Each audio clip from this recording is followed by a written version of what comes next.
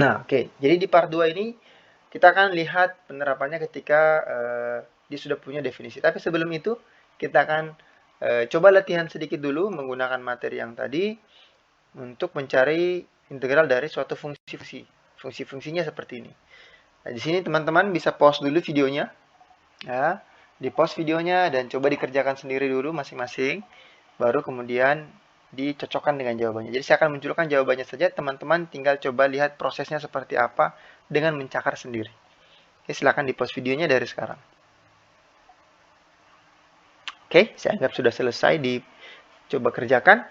Nah, jadi jawaban untuk nomor 1 adalah X pangkat 7 per 7 tambah X pangkat 2 per 2. Nah, ini ingat ya, ini sama saja 1/7 X pangkat 7 dan 1/2 X pangkat 2. Itu sama saja ya. Nomor 2 jawabannya seperti ini ya, gampang sekali. Karena tinggal diturunkan saja ya. Kemudian nomor 3, 8 ini karena hilang X-nya berarti dia cuma punya X1 kan. Jadi 8X tambah 1/13 X pangkat 13. Nah, kemudian yang ini X pangkat 4 dikurang 2/7 X pangkat 7. Ya, itu contoh latihannya. Nah, sekarang kita lihat integral tentu. Jadi, secara umum integral tentu itu integral yang ada variabel integrasinya atau ada batasannya. Jadi, dia punya batasan atas atau batasan bawah. Jadi, logo bentuk S tadi kita tambahkan A dan B. Ya, jadi seperti ini. Nah, di mana A adalah batas bawah dan B adalah batas atas, dan A yang di bawah ini selalu lebih kecil daripada B. Ya, jadi selalu lebih kecil dari B. Sehingga untuk mendapatkan jawaban akhir setelah diintegralkan, kita gunakan formula FB dikurang FA. Karena B ini selalu lebih besar dari A, jadi dia akan dikurangi. Nah, contoh. Misalnya integral dari integral tentu berikut. Maka pertama-tama kita integralkan dulu yang fungsi X-nya. Nah, di sini kita integralkan menjadi 1/3 X pangkat 3. Setelah kita integralkan turunannya yang seperti tadi ya, maka dengan menggunakan formula FB kurang FA, FB-nya adalah 2, FA-nya adalah 1, ya.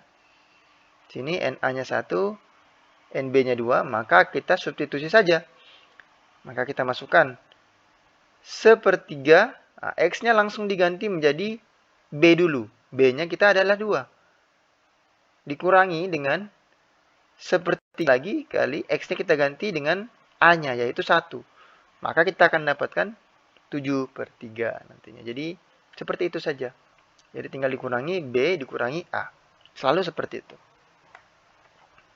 Nah, sekarang coba kita lihat ya. Temukanlah integral dari nilai-nilai berikut. Nah, ini teman-teman tinggal cocokkan saja ya. Nah, di sini kalau misalnya kita lihat 3 ini ketika mau diturunkan dia pasti cuma punya 1 X ya, karena dia hanya 3 saja. Maka di sini 3X-nya tinggal kita masukkan nilai B-nya dan nilai A-nya. Nah, nanti dikurangi saja. Jadi 3 kali 6 kurang 3 kali 2. Itu kita akan dapat hasilnya 12. Kemudian untuk X tambah 1, nah ini tinggal kita integralkan. X tambah 1 berarti X-nya ini adalah 1/2 X pangkat 2. Ya. Tambah 1 ini ya berarti cuma X saja. Nanti X-nya ini kita tinggal ganti dengan nilai A dan B-nya. Jadi B adalah 2 ya di sini.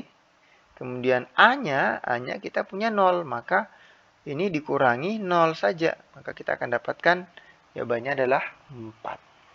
Ya, itu ketika dia sudah punya batasan dan dia berbentuk fungsi.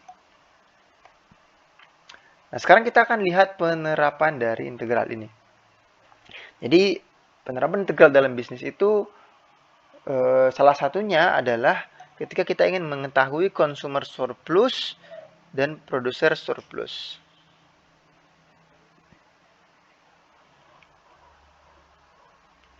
Apa itu consumer surplus?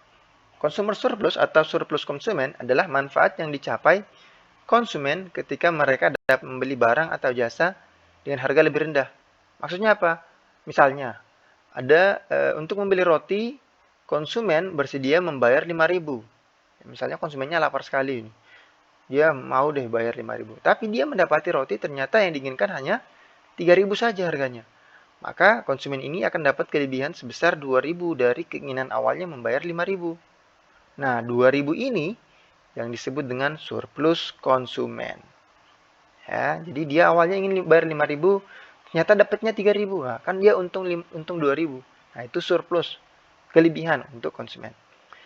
Nah, kalau produser surplus itu maksudnya apa?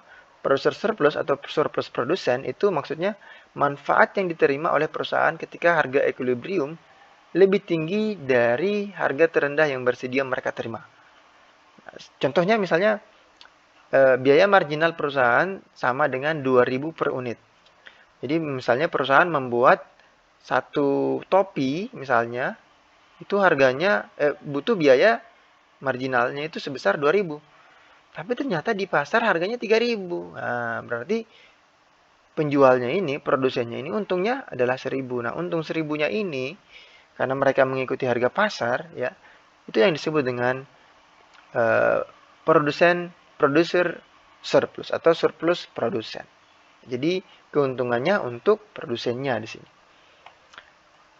Nah, bagaimana penerapan integralnya? Jadi untuk rumus mencari surplus konsumennya itu seperti ini. Jadi kita akan turunkan fungsi Q-nya dan Q0 P0-nya. Jadi kita akan cari dulu apa itu Q0 dan P0. Nah, contoh misalnya, kita temukan surplus konsumen Q5 itu pada fungsi permintaan P sama dengan 30 kurang 4X. Jadi ini fungsinya. Ya, ini fungsinya kita. Q-nya adalah ini. Nah, kita cari dulu berarti P0-nya. Nah, cara mencari P0-nya, kita tinggal masukkan saja Q-nya ini, nilai 5-nya ini ke dalam sini. Maka kita masukkan 30 kurang 4 kali 5 adalah 10. Nah, kita dapatlah sudah P0-nya. Kita sudah punya Q0 juga. Kita sudah punya FQ-nya. Maka tinggal kita masukkan ke formula ini. Kita akan dapatkan seperti ini. Jadi, nah, di sini batasannya itu dari 0 sampai 5. Kita masukkan formulanya. FQ-nya itu adalah 30 kurang 4Q. Ya, FQ-nya ini ya. Dikurangi Q0-nya adalah 5, P0-nya adalah 10. Maka kita dapatkan seperti ini. Di sini kita akan integralkan ya. Jadi yang ini kita akan integralkan fungsi ini. Maka kita dapat 30-nya ini menjadi 30Q. 4Q-nya ini adalah 2Q kuadrat. Ya. Terus dengan batasan 0 sampai 5. Dikurangi 50. Maka kita dapatkan 30. Nah, kita masukkan dulu B-nya kan. Ini B, ini A ya. Jadi B-nya dulu kita masukkan pada integral ini. Ya, pada integral yang ini. Jadi 30 kali 5 kurang 25 kuadrat kurang. Nah, kita masukkan lagi B-nya sekarang.